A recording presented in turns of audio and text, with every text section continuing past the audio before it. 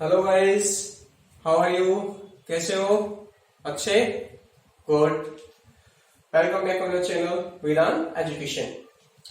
आज हमारा 9th lecture है। लेसन 2 में ये 3rd लेक्चर है आपका। लेसन 2 में प्रीवियस लेक्चर्स में हमने स्टडी किया है। सबसे पहले आपने गाउस का नियम पढ़ा था। क्या पढ़ा था आपने? गाउस का नियम और वैद्युत फ्लक्स। सबसे पहले आपने वैद्युत फ्लक्स पढ़ा। वैद्युत फ्लक्स अगर मैथमेटिकली बात की जाती है तो मैथमेटिकली हमें ये जानना आवश्यक है, वैद्युत फ्लक्स फाई ई बराबर ई डॉट एस। मतलब ये अदिश गुणन के तुल्य होता है। वैद्युत क्षेत्र सदिश तथा क्षेत्र सदिश के अदिश गुणनफल को हम क्या कहते हैं? किसी पृष्ठ से संबद्ध वैद्युत फ्लक्स जो वैद्युत क्षेत्र में स्थित होगा। Right students. दूसरा आपने गाउस का नियम। गाउस का नियम भी फ्लक्स को ही परिभाषित करता है। गाउस का नियम क्या कहता है कि कुल वैद्युत फ्लक्स कुल आवेश का पृष्ठ में उपस्थित कुल आवेश का 1/ε0 गुना होता है। डिटेल में स्टडी की हमने, इसकी प्रूफ पढ़ा था इसका। उसके बाद हमने इसके अनुप्रयोग सीखे। पहला अनुप्रयोग आपने रेखीय आवेश से वैद्युत क्षेत्र की तीव्रता का व्यंजक प्राप्त किया था और वो निकल के आया था E बराबर 2k λ/r। ठीक है गाइस। नेक्स्ट एक्सप्रेशन हमने समरूप आवेशित अनंत अचालक परत से वैद्युत क्षेत्र की तीव्रता का व्यंजक ज्ञात किया था, जो निकल के आया था E बराबर सिग्मा ओवर 2ε0। इनके ग्राफ खींचे थे, इनके बारे में डिटेल हमने सारी चीजें आपको बताई है पहले। फिर हमने नेक्स्ट जो अनुप्रयोग पढ़ा था वो पढ़ा था पट्टिका से समरूप आवेशित चालक पट्टिका से वैद्युत क्षेत्र की तीव्रता का व्यंजक। E बराबर इसका मान आया था सिग्मा बाई ε0। उसके बाद ये खत्म होने के बाद हमने समरूप आवेशित गोलीय कोश से वैद्युत क्षेत्र की तीव्रता का व्यंजक आपको ज्ञात करवाया था। 3 स्थितियां संभव होती हैं। तीनों स्थितियों में अलग अलग आपको वैद्युत क्षेत्र की तीव्रता बताई गई थी। से गोलीय कोश की बात की जाए, गोलीय कोश ये 3 के लिए एक्सप्रेशन था। समरूप आवेशित ठोस चालक गोला हो, समरूप आवेशित चालक गोलीय कोश हो या अचालक गोलीय कोश हो, तीनों के लिए एक ही व्यंजक है। केवल शब्द बदल जाएंगे आपके। अगर चालक गोलीय कोश है चालक, अचालक है तो अचालक और ठोस है तो ठोस। तो क्या निकल के आया था? देखो 3 बिंदुओं पर निकाला था। बाहर के लिए वैद्युत क्षेत्र की तीव्रता आई थी KQ ओवर r²। फिर हमने पृष्ठ पर निकाली थी। तो पृष्ठ पर क्या हुआ था कि ये जो स्मॉल r है, ये स्मॉल r बराबर किसकी हो गया था? Capital R। तो ये हो गया था KQ बाई कैपिटल R²। इसके लिए अंदर निकाला था वैद्युत क्षेत्र की तीव्रता, अंदर गोलीय कोश के अंदर या पृष्ठ के अंदर। तो उसका मान क्या था? 0। क्यों 0 था ये हम सब जानते हैं, क्योंकि किसी चालक के अंदर जो कुल आवेश होता है वो 0 होता है। इस कारण से वैद्युत क्षेत्र की तीव्रता का मान वहां पे क्या था? 0। और अचालक गोलीय कोश है तो वहां आवेश उपस्थित नहीं होगा। एक लास्ट आर्टिकल आपने डिस्कस किया था मैंने, और वो बताया था आपको ठोस समरूप आवेशित अचालक गोले से वैद्युत क्षेत्र की तीव्रता का व्यंजक। वहां भी ये 3 स्थितियां हुई थी। ये 2 स्थितियां तो एकदम वही थी जैसे कि यहां पे मिली है, क्योंकि कुल आवेश वहां पे कार्य कर रहा था। लेकिन जब हम ठोस अचालक गोले में अंदर जाते हैं तो वहां पर नोट करने वाली जो चीज थी वो क्या थी कि वहां आवेश का मान 0 नहीं होता है। जो गाउसियन पृष्ठ आप खींचते हो वहां पर आवेश का मान 0 नहीं होता है। और वहां आप आवेश का मान निकालते थे और निकाल के बताया था मैंने आपको Q स्मॉल r³ और कैपिटल R³ ये मान आया था। इसके द्वारा आपने वहां वैद्युत क्षेत्र की तीव्रता का व्यंजक ज्ञात किया था, जिसका मान आया था E बराबर KQ small r over capital R³। ये निकल के आया था वैद्युत क्षेत्र की तीव्रता का व्यंजक। कहां? अंदर के लिए। बाहर और पृष्ठ पर तो यही थे, क्योंकि वहां तो आवेश वही रहेगा जितना था वहां पे। ठीक है, तो ये हम यहां इस चैप्टर में अब तक स्टडी कर चुके हैं। अब हम नेक्स्ट टॉपिक की बात कर रहे हैं, कोई समरूप आवेशित या सिंपली आपसे कह दे आवेशित चालक सतह पर बल का व्यंजक ज्ञात कीजिए। कोई भी आवेशित चालक की जो सतह होती है वह एक बल का अनुभव करती है और उस बल का व्यंजक ज्ञात करने जा रहे हैं। देखिए डियर स्टूडेंट्स, कैसे, पहले ये सीखो आप कि किस प्रकार से कोई आवेशित चालक की सतह बल का अनुभव करेगी। ये तो व्यंजक ही तो कह रहा है कि बल का करती है, लेकिन क्यों करती है, कैसे करती है, ये सीखें पहले। देखो ये कोई भी अभी चालक पर ये चालक बोला है कोई, हमने आवेश नहीं दिया। जब इसको आवेशित किया जाएगा तो आवेश क्या होगा, चालक के पृष्ठ पर एक समान रूप से वितरित हो जाएगा। सही है ना? क्यों? क्योंकि चालक है और हम जानते हैं कि चालक के केस में आवेश हमेशा पृष्ठ पर वितरित हो जाता है एक समान रूप से, उसके अंदर आवेश नहीं जाएगा। ठीक है, आप इसको ऐसा कह सकते हो कि ये जो समरूप आवेशित अभी जो बोला है, चालक बोला है, वो अनंत छोटे छोटे अल्पांशों से मिलकर बना हुआ है। एक छोटा अल्पांश ऐसे मान लें, यहाँ एक ये ऐसे बहुत सारे छोटे छोटे अल्पांशों से मिलकर, मतलब अनंत छोटे छोटे अल्पांशों से मिलकर के ये बना है। तो प्रत्येक अल्पांश, देखो ये एक अल्पांश मान लिया छोटा सा, जिस पर कुछ आवेश होगा, मान लो यहाँ पे अगर dq आवेश हो इस पे, ऐसे यहाँ पे भी कोई अल्पांश होगा दूसरा छोटा सा, उस पर भी कुछ आवेश होगा, मान लो dq डैश। तो ये दो बिंदु आवेशों की तरह व्यवहार करने लग जाएंगे। तो ये वाला आवेश तो क्या करेगा, ये आवेश अल्पांश ये इस पर बल लगाएगा इस दिशा में, ठीक है, और ये वाला क्या करेगा, इस दिशा में बल लगाएगा। तो इसी तरीके से सभी यहां आपस में एक दूसरे प्रतिकर्षण बल लगाते हैं, जिस कारण से ये जो आवेशित चालक की सतह है या जो पृष्ठ है वो क्या करने लग जाता है, एक बल का अनुभव करना है। समझ में आया क्या कंसेप्ट आपको? देखो यहां से जब इसको आवेशित किया जाएगा, क्या किया जाएगा, इसको आवेशित किया जाएगा तो आवेश एक समान रूप से पृष्ठ पे जाएगा। ठीक है, तो ये प्रत्येक आवेशित का जो अल्पांश है वो दूसरे अल्पांशों पर प्रतिकर्षण बल लगाएगा। ऐसे क्या करना चाहेगा कि ये जो इसका आयतन है अंदर वाला, उसके मान में वृद्धि करना चाहेगा। ठीक है, तो ये वृद्धि करना चाहेगा, तो ये इस प्रकार से बल यहां पे कार्य करता है। अब देखते हैं व्यंजक किस प्रकार से हम यहाँ पे ज्ञात करेंगे। ठीक है स्टूडेंट्स,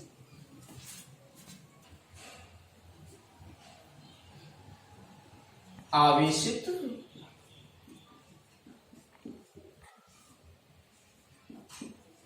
चालक की सतह पर बल। ठीक है, वही एग्जाम्पल मैंने जो भी आपको समझाया कि किस प्रकार से बल का अनुभव करती है। ये मैंने एक कोई गोलीय चालक पृष्ठ ले लिया, जिसको जब आवेश दिया जाएगा तो ये इसके पृष्ठ पर एक समान रूप से वितरित हो जाएगा, इससे इसका प्रत्येक अल्पांश इस पर एक बल आरोपित करता है। आप सीख चुके हैं। ठीक है, हम इस चालक पृष्ठ को, ये जो पूरा चालक पृष्ठ है, इसको दो भागों में विभाजित कर रहे हैं। कितने भागों में? दो भागों में। एक भाग तो इतना यहां से यहां तक, जिसको मान लो आप ए और बी कह रहे हैं। दूसरा भाग देखो यहां से चल रहा है ये, और यहां तक का, मतलब यहां से यहां तक का जो भाग है ये वाला, इतना वो छोड़ देंगे बीच वाला, ये वाला केवल यहां से, मतलब इसको नाम मैं देता हूं जैसे एसी। तो हमने चालक पृष्ठ को, चालक पृष्ठ को कितने भागों में? दो भागों ए बी व ए सी बी में विभाजित किया, दो भाग विभाजित कर लिया। ठीक है, तथा इस चालक पृष्ठ पर अंदर तथा बाहर दो बिंदु P1 और एक P2, P1 और P2, यहां दो बिंदु चालक पृष्ठ के समीप दो बिंदु P1 तथा P2 इस प्रकार माने हैं हमने चालक पृष्ठ के समीप दो बिंदु P1 व P2 इस प्रकार माने हैं जिससे कि दोनों बिंदुओं P1 तथा P2 पर इस प्रकार माने हैं कि दोनों बिंदुओं P1 तथा P2 पर दोनों भागों द्वारा वैद्युत क्षेत्र की तीव्रता का मान समान है। अर्थात मैं क्या कहना चाह रहा हूं कि अल्पांश AB द्वारा P1 और P2 पर वैद्युत क्षेत्र की तीव्रता E1 है। ठीक है, दोनों अल्पांशों पर एक ही वैद्युत क्षेत्र है। इसके द्वारा एक अल्पांश द्वारा AB अल्पांश द्वारा P1 तथा P2 पर वैद्युत क्षेत्र की तीव्रता समान है तथा दूसरे अल्पांश द्वारा भी P1 तथा P2 पर वैद्युत क्षेत्र की तीव्रता क्या है, समान है। इस प्रकार माने हैं कि प्रत्येक अल्पांश से P1 व P2 पर वैद्युत क्षेत्र की तीव्रता समान है। ठीक है, समान है। माना AB द्वारा E1 है व ACB द्वारा E2 है। एक अल्पांश द्वारा तो दोनों बिंदुओं पर E1 है और दूसरे अल्पांश द्वारा दोनों ही बिंदुओं पर वैद्युत क्षेत्र की तीव्रता क्या है, E2 है। अब देखें यहां पे सारे जो पृष्ठ है पूरा का पूरा उस पर धन आवेश है, तो ये जो अल्पांश AB है उस पर धन आवेश होगा। यहाँ पे छोटा सा अल्पांश इस पे आवेश तो धन है, तो इसके कारण यहाँ विद्युत क्षेत्र की तीव्रता की दिशा क्या होगी, इस तरफ। क्योंकि धन है तो अपने से दूर करेगा, सही है ना, पहले से आप सीखते आए हो। तो ये हो गई E1 इसके द्वारा, क्योंकि हमने AB द्वारा माना है E1। अब P2 पर देखो, इसी से पहले ये प्लस है तो इस पर क्या करेगा, प्रतिकर्षित इसकी तरफ भेजेगा ऐसे। ये यहां पर 1 हो गया। इसी अल्पांश दोनों बिंदुओं पर एक अल्पांश से वैद्युत क्षेत्र हो गया है। अब दूसरे अल्पांश से देखो, ये प्लस आवेश है और इस बिंदु पर ये क्या करेगा, प्रतिकर्षित करेगा ऐसे। तो E2 की दिशा अल्पांश किससे, ACB से ये होगी। अब ACB ये जो अल्पांश है यहां, अगर उससे बिंदु P2 पर देखो तो देखो ये धन है, तो क्या करेगा इस तरफ। तो थोड़ा सा मैं यहां बता देता हूं पॉइंट को। तो अब ये क्या होगा, वैद्युत क्षेत्र दिशा इधर होगी E2। समझ में आ रहा है सबको, ये दिशा समझ में आई सबको, E1 और E2 समझ में आ गया। ठीक है, माना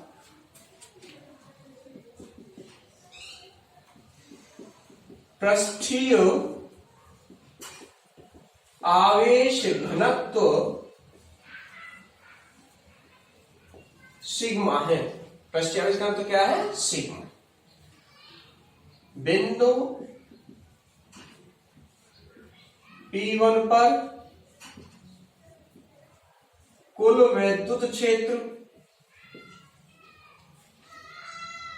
तो क्या होगा P1 पर देखो, दोनों एक ही दिशा में जुड़ जाएंगे।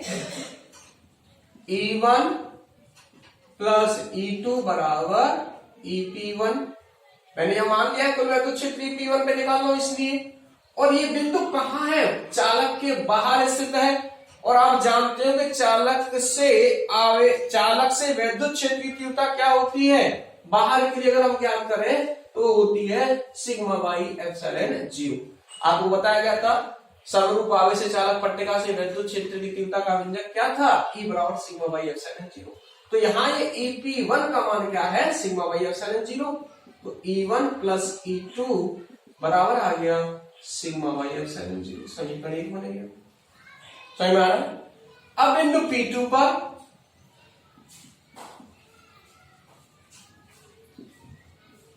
पर कुल वैद्युत क्षेत्र, देखो दोनों जगह ये दोनों विपरीत दिशाओं में, तो किसी को भी प्लस और किसी को माइनस, क्यों घटाना पड़ेगा, दोनों के बीच में 180 अंश का कोण है, तो E1 माइनस E2। और ये P2 बिंदु कहाँ है, अंदर स्थित है, और चालक पृष्ठ के अंदर वैद्युत क्षेत्र क्या होता है, शून्य। तो E1 माइनस E2 बराबर क्या हो गया, 0। मतलब यहां से क्या मिलेगा आपको, E1 बराबर क्या है, E2। तो समीकरण 1 से देखोगे, अब यहाँ E1 बराबर E2 रखोगे, तो समीकरण 1 से यहां रखोगे तो 2E1 हो जाएगा, ये बराबर क्या हो गया, सिग्मा बाई एप्सिलॉन 0। तो E1 का मान हमें क्या मिला, सिग्मा बाई 2 एप्सिलॉन 0। सही में E1 आ गया, और E2 भी यही होगा, क्योंकि E1 और E2 भाई दोनों क्या है, समान है। तो E2 इक्वल टू सिग्मा बराबर सिग्मा ओवर 2 एप्सिलॉन 0। अब हमें E और E2 मिल गई यहाँ पे, मतलब इस अल्पांश से यहाँ वैद्युत क्षेत्र मिल गया और इस अल्पांश से भी मिल गया, ठीक है। अब आप ध्यान दें कि इस अल्पांश से वैद्युत क्षेत्र ये E2 है, ठीक है। तो ये वाला जो अल्पांश है, आवेशित जो अल्पांश है, इस वैद्युत क्षेत्र में उपस्थित हो गया, क्योंकि इसके कारण क्या उपस्थित है, वैद्युत क्षेत्र है। ये आवेश है और इस आवेश से वैद्युत क्षेत्र है E2। तो ये E2 जो वैद्युत क्षेत्र में ये आवेशित अल्पांश स्थित है, इस कारण से ये क्या करेगा, एक बल का अनुभव करेगा, क्योंकि हम जानते हैं कि कोई भी आवेश यदि वैद्युत क्षेत्र उपस्थित है तो एक बल का अनुभव करता है। वैद्युत क्षेत्र तीव्रता की परिभाषा से क्या कहती है, वैद्युत क्षेत्र तीव्रता की परिभाषा E बराबर F बटा Q0। F बराबर हो जाएगा यहां से E इंटू Q0, ठीक है। तो ये जो अल्पांश है AB अब क्या करेगा, एक बल का अनुभव करेगा। माना अल्पांश AB पर, अल्पांश AB पर आवेश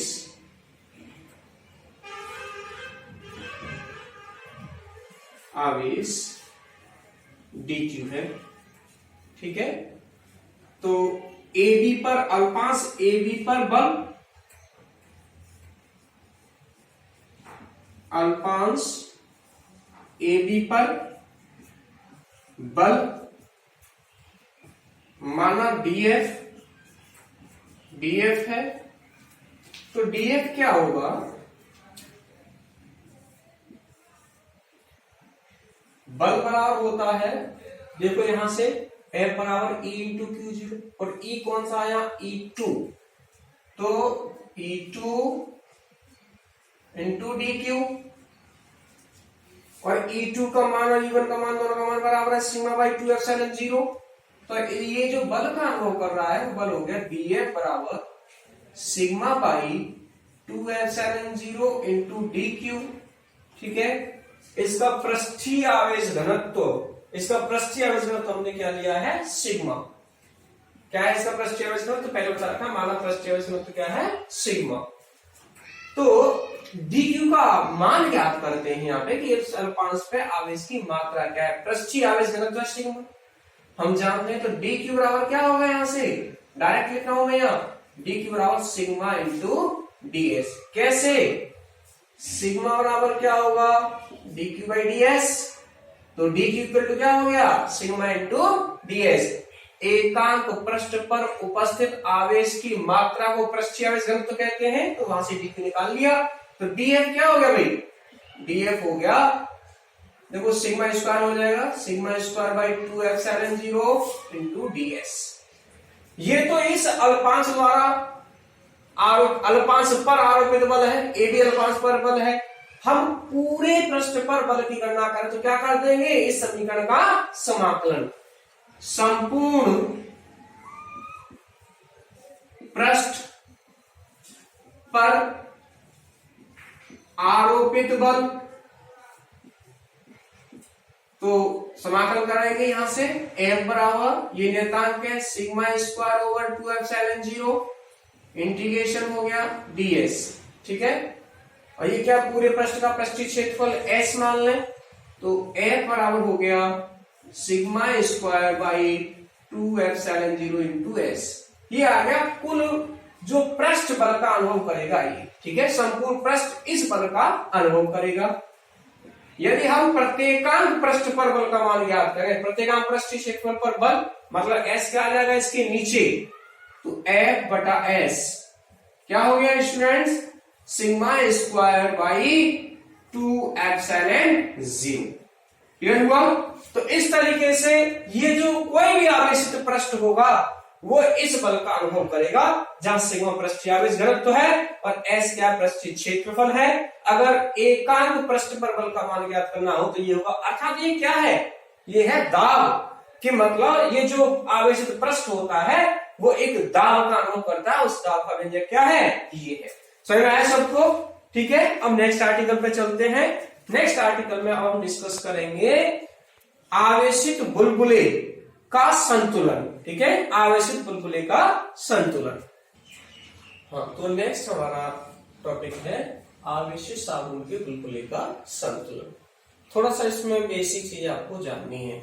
जैसे कि हम बचपन में साबुन के बुलबुले सबने खूब बनाए हैं ना, सबने साबुन का घोल बनाते थे और उसमें एक नली डाल गई और ये ऐसे उड़ जाते थे, छोटे छोटे बुलबुले होते थे ना वो, और फिर ऊपर जाकर के क्या होते थे, वो फट जाते थे। ये साबुन के बुलबुले का संतुलन आपको समझना है।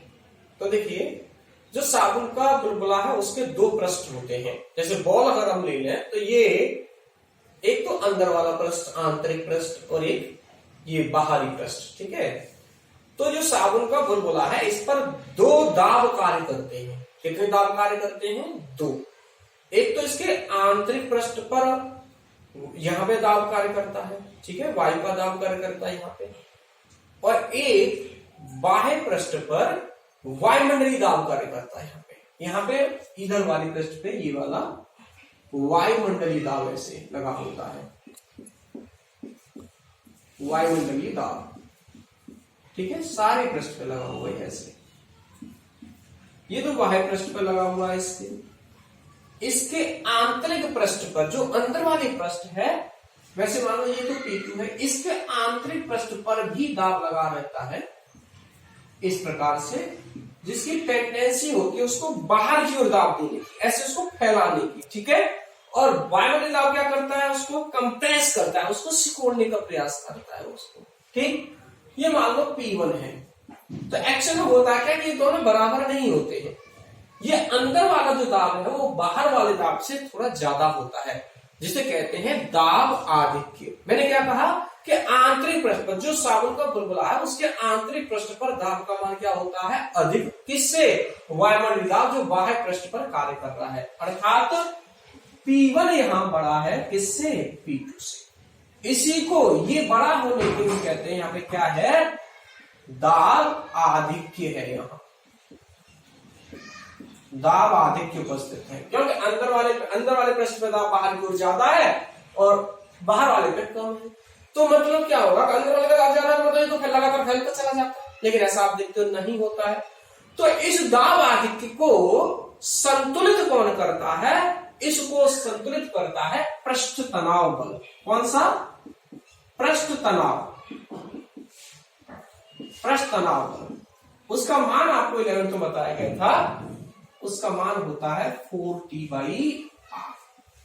ये तो सरफेस टेंशन है, पृष्ठ तनाव है, और R क्या है, ये इसकी त्रिज्या है, R इसकी बुलबुले की त्रिज्या है। तो मतलब ये मैंने क्या कहा, दाब आधिक्य। इस दाब आधिक्य को यहां से P एक्सिस से डिनोट कर देते हैं। तो P एक्सिस इक्वल टू, अभी दाब आधिक्य संतुलित हो रहा था किससे, 4T/R, ठीक है। अब अभी आपने प्रीवियस जो अभी मैंने पढ़ाया था आपको, F/S, मतलब ये दाब हो गया आवेशित होने के कारण। जब ये आवेशित होगा तब इस पर दाब बाहर की ओर कार्य करने लगता है, कितना, सिग्मा स्क्वायर बाई 2 ठीक है।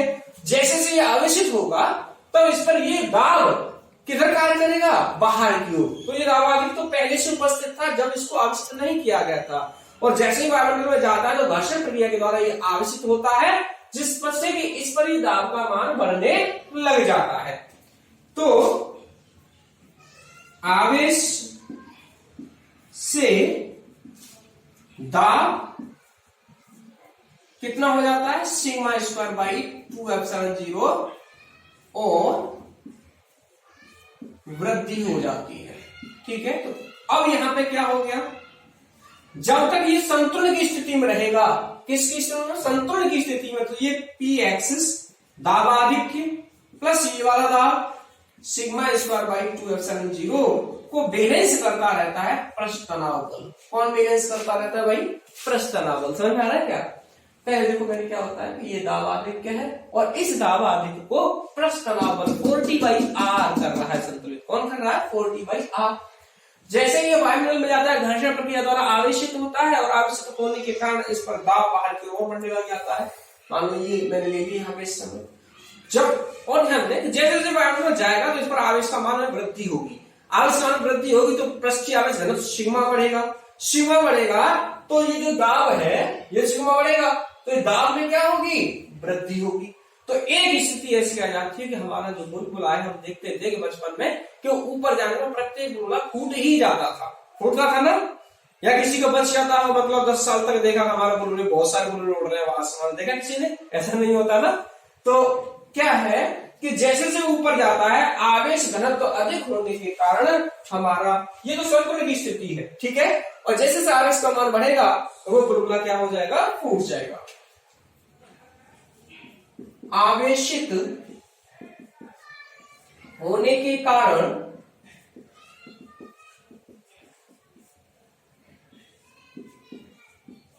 बुलबुला फूट जाता है, ठीक है। तो फूट जाएगा तो ये जो दाब आधिक्य है उसका मान क्या हो जाएगा, शून्य, क्योंकि अब तो दाब आधिक्य है ही नहीं, हमारी दोनों सतह ही खत्म हो गई, आंतरिक पृष्ठ भी खत्म हो गया और वायु पृष्ठ भी दाब आधिक्य शून्य हो गया। तो मतलब क्या बचा, सिग्मा स्क्वायर बाई 2 एप्सिलॉन 0, इसको संतुलित ये 40/r से कर दो। तो यहां से आप ये रिलेशन है मेनली, इससे आपसे टी पूछ सकता है, त्रिज्या पूछ सकता है या सिग्मा पूछ सकता है। मैं सिग्मा का व्यंजक निकाल रहा हूं, तो यहां से सिग्मा स्क्वायर बराबर हो गया 4t इंटू 2 एप्सिलॉन 0/r, मतलब ये हो गया 8t एप्सिलॉन 0/r, और सिग्मा पृष्ठीय आवेश घनत्व हो गया √8t एप्सिलॉन 0/r। स्टूडेंट्स समझ में आया सबको? तो यही व्यंजक आज हमको 2 पढ़ने थे। अब हम न्यूमेरिकल प्रॉब्लम्स को थोड़ा सा चलते हैं। हमने 2 आपसे आज आर्टिकल डिस्कस किए। पहला मैंने आपको डिस्कस किया है आवेशित पृष्ठ पर बल। कोई पृष्ठ जो आवेशित होता है वो एक बल का अनुभव करता है, उसका व्यंजक आपको निकाल के दिखाया था, जिसका मान आया था F बराबर sigma square upon 2 epsilon 0 2s। अगर दाब निकालेंगे यानी एकांक पृष्ठ पर जो बल लगा होता है वो ये होता है, दाब ये होता है।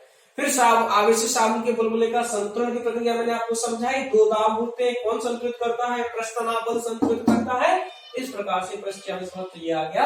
आपसे कोई भी एक तो चाहे सिग्मा का पूछे, त्रिज्या का या पृष्ठ तनाव का, इससे तो आप उसको निकाल देंगे। कुछ अब हम न्यूमेरिकल प्रॉब्लम्स को चलते हैं गाइस, ओके। हाँ स्टूडेंट्स, तो ये न्यूमेरिकल प्रॉब्लम्स देखिए आप। यहाँ क्वेश्चन में कहा है कि वैद्युत क्षेत्र सदिश है E बराबर 200 I के प्लस 300 J के वोल्ट प्रति मीटर, वोल्ट पर मीटर, और ये क्षेत्रफल सदिश दे रखा है 5 × 10⁻³ J के मीटर स्क्वायर। यहाँ पूछा है कि इस क्षेत्रफल से या इस पृष्ठ से संबद्ध कुल वैद्युत फ्लक्स ज्ञात कीजिए। क्या ज्ञात करना है आपको, वैद्युत फ्लक्स। तो वैद्युत फ्लक्स हमें पता है, वैद्युत फ्लक्स बराबर होता है E.S, मतलब अदिश गुणन को कहते हो। E का मान रख दो सीधा सीधा, क्या है 200 I के प्लस 300 J के डॉट कितना है 5 × 10⁻³ J। अब इसमें पता है आपको I तो है नहीं, तो I का कंपोनेंट है ही नहीं, अब तो 0 हो गया। I का करो तो ये 0 I के, सॉरी 0 हो गया I के साथ। J का इसके साथ करोगे तो J का कंपोनेंट यहाँ पे जो गुणांक है वो कितना है, यहाँ तो 300 और यहाँ कितना है 5 × 10⁻³ तो ये हो गया 5 या 15, ठीक है, यानी 1500 × 10⁻³ पॉइंट लगाओगे तो यहां से फ्लक्स आ गया तुम्हारा 1.5 वेबर। समझ में आया, आसान था। एक ही सीधा सीधा क्वेश्चन मैंने आपको बताया, पहले मैंने एक दो क्वेश्चन आपको डिस्कस किए होंगे। नेक्स्ट क्वेश्चन देखो, मान लो कोई वृत्ताकार शीट है जिसकी त्रिज्या दे रखी है 5 सेंटीमीटर, वो एक वैद्युत क्षेत्र में रखी है जिसका मान है यहां E बराबर 5 गुणा 10⁵ वोल्ट पर मीटर। वोल्ट पर मीटर लिख सकते हो, न्यूटन पर कूलम भी लिख सकते हो मात्रक इसका। ये जो सीट है ये वैद्युत क्षेत्र से सीट बना रही है, ध्यान दें, ये सीट जो रखी है, सीट वैद्युत क्षेत्र सदिश से 30 अंश के कोण पर स्थित है। 30 अंश के कोण पर स्थित है। कितने अंश पे? 30 अंश के कोण पर स्थित है। तो इसके पृष्ठ से पारित कुल वैद्युत फ्लक्स याद कीजिए। अब एनसीईआरटी का एग्जांपल है ये। 30 अंश के कोण पर स्थित है। कौन? ये पृष्ठ स्थित है। मैंने आपको फ्लक्स जब निकालना बताया था तो मैंने कहा था कि जब इस डॉट को हटाया जाएगा तो ये आ जाएगा ES cos ऑफ थीटा, और यहाँ थीटा क्या है? क्षेत्रफल सदिश तथा वैद्युत क्षेत्र सदिश दोनों के क्षेत्रफल सदिश के मध्य बना कोण है। लेकिन ये क्षेत्रफल सदिश के मध्य बना कोण नहीं कह रहा, ये कौन बना रहा है? ये सीट यानी उसका तल बना रहा है। तो इस केस में यहाँ थीटा क्या होगा? थीटा होगा 90 - 30, मतलब थीटा का मान आ गया तुम्हारे पास 60। अब कोई दिक्कत नहीं है, आपके पास E दे रखा है, S इससे निकाल लोगे, क्षेत्रफल उसका क्या होगा?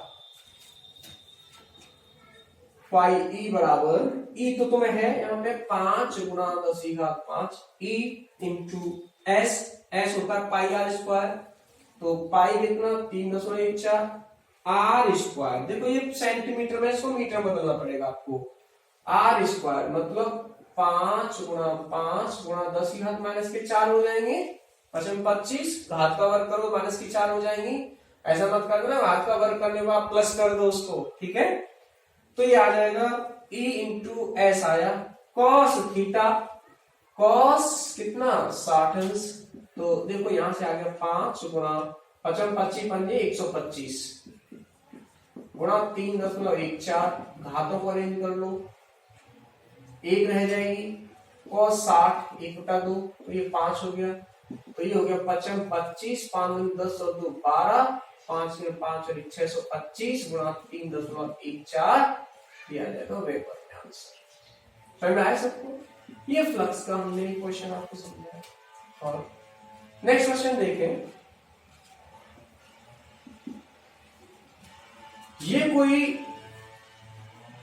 बेलनाकार पृष्ठ है, ये किसी वैद्युत क्षेत्र में रखा है, एक समान वैद्युत क्षेत्र में, ऐसे इसमें ये रखा हुआ है, ठीक है। हमसे कहा जाता है कि इस पृष्ठ से संबद्ध कुल वैद्युत फ्लक्स, ये वैद्युत क्षेत्र में रखा है, ठीक, ई में चित्रानुसार बेलनाकार पृष्ठ से संबद्ध कुल वैद्युत फ्लक्स ज्ञात कीजिए। वैद्युत फ्लक्स ज्ञात कीजिए। कैसे ज्ञात करेंगे? तो ये समझ में आ रहा है क्या? कैसे ज्ञात करना है आपको? क्या बताया था मैंने? आप क्या करो, यहां ये 3 भाग है इसके पृष्ठ के, तीनों को अलग तोड़ लो, फ्लक्स की परिभाषा से चले जाओ आप, ठीक है, उससे ज्ञात करो। तो यहां देखो, जैसे ये है हमारा, इस बेलनी तो है, वैद्युत क्षेत्र में रखा है, तो एक तो ये है, एक ये और एक ये वाला है। वैद्युत क्षेत्र दिशा ऐसे है, तो ये वाला पृष्ठीय क्षेत्रफल सदिश और वैद्युत क्षेत्र सदिश दोनों एक ही दिशा में है। यहाँ ये वाला मान लो ये S1 और E दोनों के मध्य जो थीटा है, θ1 मान लो ये क्या है? 0 डिग्री, जो समान दिशाओं में है। क्षेत्रफल सदिश वही होगा, की दिशा भी वही होगी, वैद्युत क्षेत्र सदिश की दिशा भी वही है। यहाँ क्षेत्रफल सदिश की दिशा ये होगी और वैद्युत क्षेत्र कैसे है? ये, तो यहाँ θ2 कितना है? 90 डिग्री, सही है भाई। इस पर ये वाला जो है, ध्यान दें, इस वाले पर क्षेत्रफल सदिश कैसे होगा? मेरी ओर, इधर आपकी ओर, ऐसे क्षेत्रफल सदिश ये है यहाँ, की दिशा। और वैद्युत क्षेत्र कैसे है, वैद्युत क्षेत्र सही है, तो थीटा कितना हो गया यहाँ 180 हो गया। समझ में आया क्या आपको? अब बस फ्लक्स की परिभाषा से चले जाए।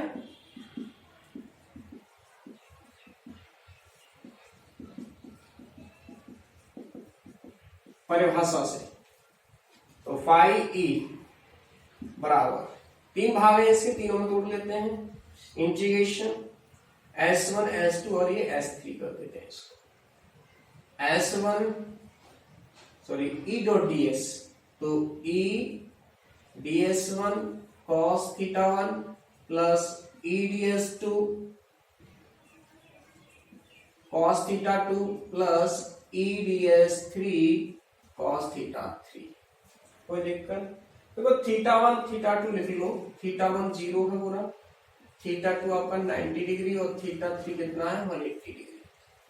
सबको पता है cos 90 0 होता है, cos 180 -1 और cos 0 1 होता है। तो फाई ई क्या निकला यहां से निकला केवल E इंटू ds1, ये 0 हो जाएगी टर्म, ये cos 180 माइनस, तो ये माइनस का हो गया है E ds2।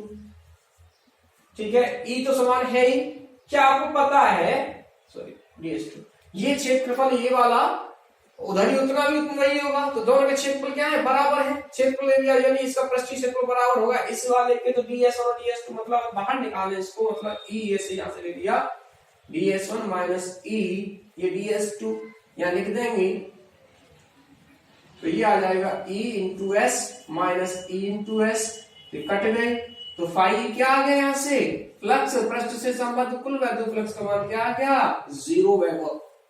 सही है ना? वैसे भी अगर आप डायरेक्टली देखते गाउस के नियम के आधार पे, तो देखो इधर तो प्रवेश कर रही है वैद्युत परिरेखाएं, जितनी प्रवेश कर रही है उतनी ही से निर्गत हो रही है, तो कुल वैद्युत फ्लक्स क्या हो गया 0। सही है ना? निर्गत धनात्मक होती है और ये हमारी ऋणात्मक है, तो हमारा कुल वैद्युत फ्लक्स क्या हो गया यहाँ से 0। समझ में आया क्या ये क्वेश्चन आपको? चलो नेक्स्ट एग्जांपल और देखते हैं एक एग्जांपल और देखते हैं। देखो एक एनसीईआरटी का एग्जांपल आपको, ये वलय दी हुई है चित्र में, वलय है, ये समरूप आवेशित है, मतलब इस पर ये आवेश एक समान रूप से वितरित है। जैसे आपका एक गोल तार बना लें और उस तार को यूं रख लें सामने, कॉइन होता है ना, कॉइन तो क्या पूरे में धातु है वहां, लेकिन एक तार है एक तरीके का गोल, केवल परती पे ही मटेरियल है, या इस प्रकार से रखा हुआ है यूं, ये पिक्चर 3D है, मैं यहाँ दिखा नहीं सकता इतना, यूं रखा हुआ है, और इसकी अक्ष पर स्थित किसी बिंदु पर हमें वैद्युत क्षेत्र की गणना करनी है। यहाँ कोई बिंदु है, मान लो इसकी त्रिज्या तो है, ये मान लो हमने ए भी रखी है, ठीक, x दूरी यहां से, ये बिंदु O है केंद्र से, और ये दूरी है x, ठीक है। यहां इस बिंदु x पर वैद्युत क्षेत्र की तीव्रता ज्ञात करनी है, ठीक। क्या है ये? एक समरूप आवेशित वलय है, ठीक है। और मैं पहले ही बता चुका हूं, ये वलय मतलब एक तार था लंबा और उसको गोल रूप में मोड़ दिया गया, समरूप आवेशित लंबा तार था, रेखीय आवेश वितरित था यहाँ, तो यहाँ रेखीय आवेश वितरित मतलब यहाँ पर हम कौन से आवेश घनत्व की बात करेंगे? रेखीय आवेश घनत्व किसकी, और वो लैम्डा। कोई समरूप आवेशित वलय है जिसकी त्रिज्या a है, इसके केंद्र O से अक्ष पर x दूरी पर स्थित बिंदु P पर वैद्युत ज्ञात करनी है। इसके लिए हम दो समान लंबाई के, एक तो ये मान लेते हैं यहाँ पे AB और एक यहाँ पे CD, दो समान लंबाई की, मान लंबाई की DL ले रखिए, समान लंबाई की दो समान लंबाई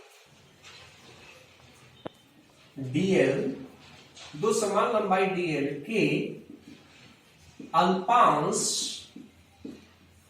AB व CD की कल्पना करते हैं। वलय पर रेखीय आवेश घनत्व तो क्या है? लैम्डा। वलय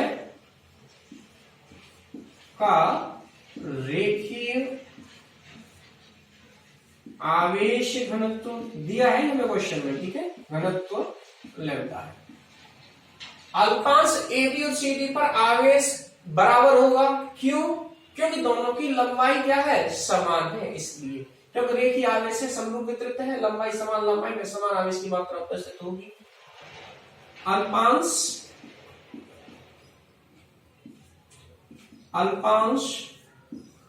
AB व CD पर आवेश माना dq है। चलिए समझ में आई? देखो इस अल्पांश से, AB अल्पांश से वैद्युत क्षेत्र की ऊंचाई इधर होगी ऐसे, ठीक है। मान लो ये हमने E1 मान लिया, DE1 मान लो, क्योंकि अल्पांश है इस वजह से DE1, वरना E1 भी ले सकते थे हम, अल्पांश है इस वजह से। इससे मान लो यहाँ पे ये DE2 है, ठीक है, और ये ऐसे सीधी रेखा गई ऐसे। ये कौन बना रहे हैं, थीटा, दोनों, ये भी थीटा, क्योंकि दोनों की त्रिज्या दूरी बराबर है। ये मान लो ये R है, ये भी R है, तो दोनों समान कोण बनाएंगे। तो इन दोनों अल्पांशों के दो दो घटक होंगे। देखो ये कोण थीटा है इधर वाला, तो ये कोण भी थीटा होगा, मतलब इसका एक घटक इधर होगा, वो होगा DE1 cos ऑफ थीटा। इसका, इसी का, इस वाले का एक घटक तो ये हो गया, दूसरा घटक इधर होगा नीचे की ओर, वो होगा DE1 sin ऑफ थीटा। इसके दो घटक, एक ऊपर होगा एक नीचे होगा, ये कोण थीटा है तो ये कोण थीटा, इसका घटक ये हो गया DE2 cos थीटा, एक घटक इधर हो गया DE2 sin ऑफ थीटा। घटक समझ में आए? क्यों तोड़े हैं? क्योंकि हमें कुल वैद्युत क्षेत्र निकालना होगा तो सभी संयोजन करना पड़ेगा, इस वजह से मैंने घटक निकाले हैं। अब एक एक से पहले वैद्युत क्षेत्र निकाल लो। ये कोई आवेश है ना जो बिंदु आवेश की तरह कार्य करेगा, और ये क्या है, त्रिज्या, ठीक है, A। ऐसे ही यहाँ पे भी त्रिज्या क्या है, ये A। तो अल्पांश माना, अल्पांश AB से वैद्युत क्षेत्र की बिंदु P पर, बिंदु P पर वैद्युत क्षेत्र की तीव्रता, AB से वैद्युत क्षेत्र की तीव्रता बिंदु P पर DE1 है, ठीक है। तो DE1 बराबर क्या होगा भाई, बताओ मुझे, वही सूत्र लगाओ। इसकी दूरी देखो आवेश की, यहां से कितनी है, R, तो क्या होगा DE1 बराबर K DQ, आवेश का मान कितना है, DQ बाई R स्क्वायर, सही है ना, समीकरण 1। इसी प्रकार अल्पांश CD से माना DE2 है, तो DE2 क्या होगा, वो भी समान, दूरी बराबर, आवेश बराबर, सब कुछ बराबर है, तो K DQ by R square, समीकरण 2। तो समीकरण 1 और 2 से एक चीज आपको साफ दिखाई दे रही है कि मॉड DE1 बराबर क्या है, मॉड DE2। मॉड का मतलब, मैं मॉड क्यों लगा रहा हूं यहाँ, देखो दिशाएं अलग अलग हैं, DE1 इस दिशा में और DE2 इस दिशा में है, लेकिन इनके परिमाण, आंकिक मान बराबर है। देखो ये भी के DQ बाई R स्क्वायर है और ये भी के DQ बाई R स्क्वायर है, दोनों के आंकिक मान बराबर है, ये परिमाण में बराबर है, इसलिए मोड लगा दिया गया है, ठीक है। DE1 तथा DE2 को बिंदु P पर घटकों में विभाजित करने पर DE1 व DE2 को,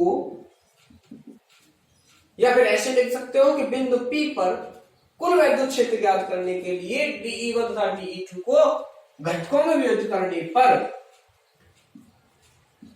बिंदु P पर कुल वैद्युत क्षेत्र ज्ञात करने के लिए DE1 व DE2 को घटकों में विभाजित करने पर, देखो ऊर्ध्वाधर घटक परिमाण में समान और दिशा में विपरीत होने के कारण निरस्त हो जाते हैं, ठीक है।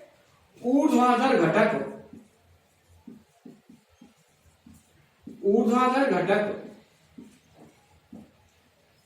DE1 sin थीटा वह DE2 sin थीटा परिमाण में समान व दिशा में विपरीत होने के कारण निरस्त हो जाते हैं तथा क्षैतिज घटक, देखो दोनों क्षैतिज घटक DE1 cos थीटा और DE2 cos थीटा तथा क्षैतिज घटक DE1 cos थीटा व DE2 cos थीटा समान दिशा में होने के कारण जुड़ जाते हैं। अतः बिंदु P पर कुल वैद्युत क्षेत्र की तीव्रता, ठीक है, कुल वैद्युत क्षेत्र की तीव्रता क्या होगी भाई, देखो E बराबर कौन से घटक जुड़ रहे हैं, केवल कॉस कॉस वाले क्षैतिज घटक जुड़ रहे हैं। तो ऐसा ही थोड़ी नहीं, अभी तो मैंने केवल दो अल्पांश लिए थे, यहाँ तो अनंत अल्पांश है, तो कॉस के अनंत घटक होंगे DE1 DE2 DE3 DE4 DEn तक। तो इनका जोड़ कैसे निकालेंगे, समाकलन करके, कैसे समाकलन करके। तो E बराबर क्या होगा, integration DE cos of theta, और DE कौन सा है, ये वाला है DE के DQ बाई आर स्क्वायर। तो E बराबर हो गया के DQ by r square cos theta.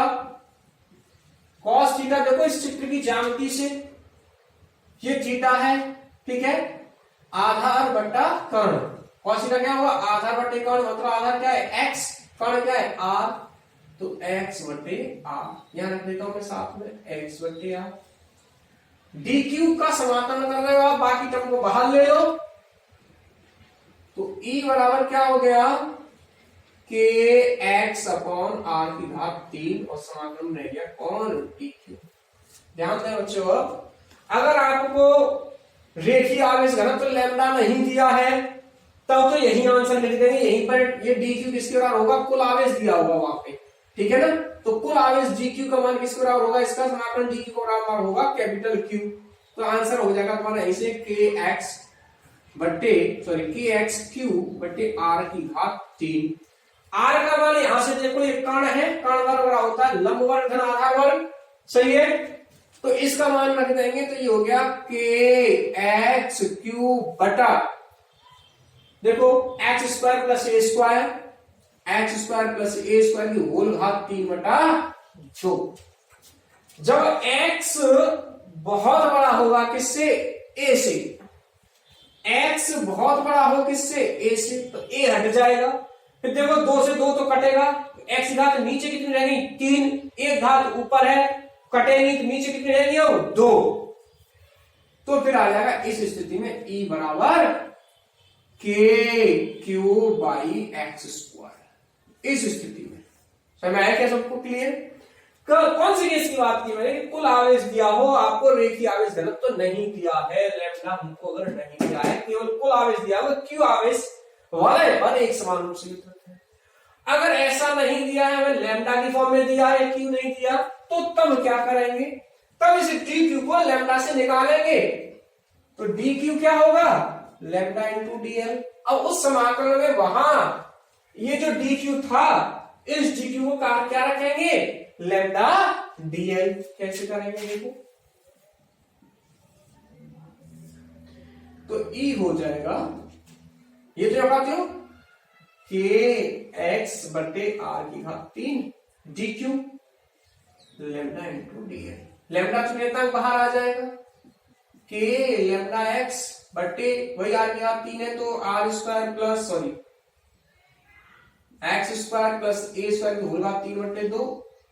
Integration में कौन है गया, डीएल, मतलब परिधि, लंबाई कुल कितनी है इसकी, परिधि, परिधि क्या होगी 2 पाई ए, तो यहां से आ गया के लैम्डा एक्स इंटू 2 पाई ए बटे एक्स स्क्वायर प्लस ए स्क्वायर की होल घात 3/2।